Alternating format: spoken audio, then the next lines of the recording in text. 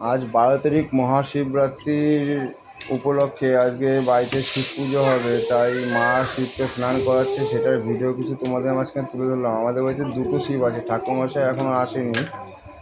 ঠাকুরমশাই আসবে। দেখো তোমার আমার ঘরে প্রতিষ্ঠাতা করা শিব, কালো শিব।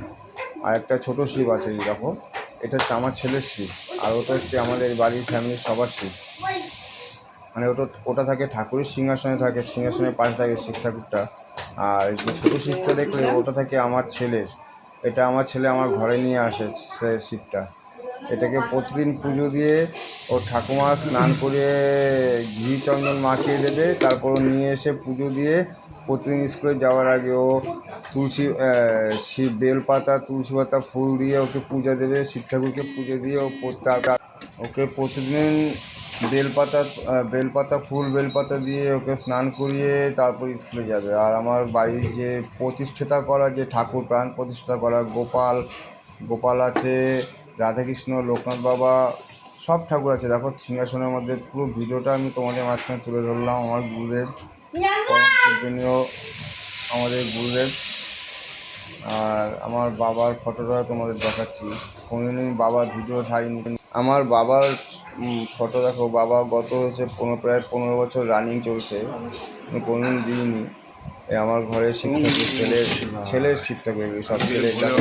গোপাল আছে, গৌতম বুদ্ধ, বজরঙ্গলির ছবি দেখায় সাইড দিয়ে, স্ট্যাচুটা দেখা যাচ্ছে সাইড থেকে।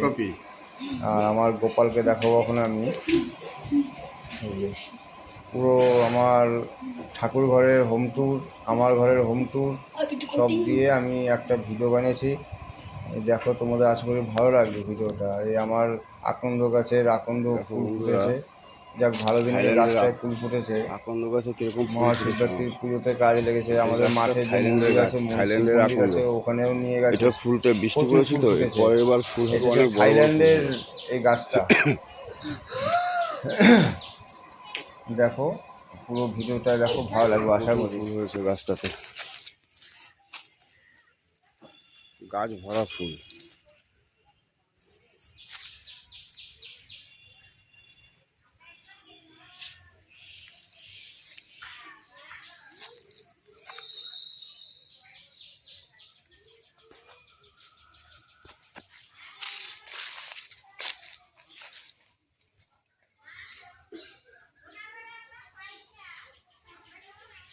এটা হচ্ছে থাইল্যান্ডের আকন্দ ফুল। আশা করি তোমাদের ভিডিওটা ভালো লাগবে। তোমরা সবাই সাবস্ক্রাইব করো আমার চ্যানেলটা। জমিতে কুমড়ো গাছ আর লাগানো হয়েছে, করতে সাহায্য করো, তোমরা সাবস্ক্রাইব করো, ভিডিওগুলো দেখো, ভালো লাগবে। কুমড়ো হয়েছে একটা, ওই দেখা যাচ্ছে কুমড়ো, অনেকগুলো কুমড়ো গোটা দাঁড়িয়েছে, তোমরা দেখো। আর জঙ্গলে ভরে গেছে।